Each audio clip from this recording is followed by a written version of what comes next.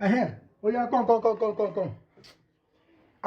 All these runs get lucky. We don't go keep person.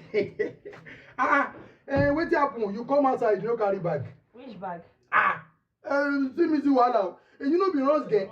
I don't do wetin I want to finish. You no go carry your bag, they go. Does not matter. I want to wash the plate. Which plate? Plate for which person house? Won't I clean the room? No be Olosho you be. I tell you say I no get wife. Now my wife go do that one. Okay, carry your bag, they I go. don't understand. I just want to help you.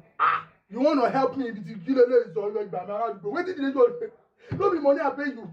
Okay, I they just carry your. want to help you. Calm down. Olosho, why you go help me? No be money I go pay you. Okay, go carry I your know bag. you want to pay me. I just want to help you to clean the room. I know. Just chill. Okay. And you know what? Man, it doesn't mean no worry. I go clean the house by myself. I carry your bag. They go now.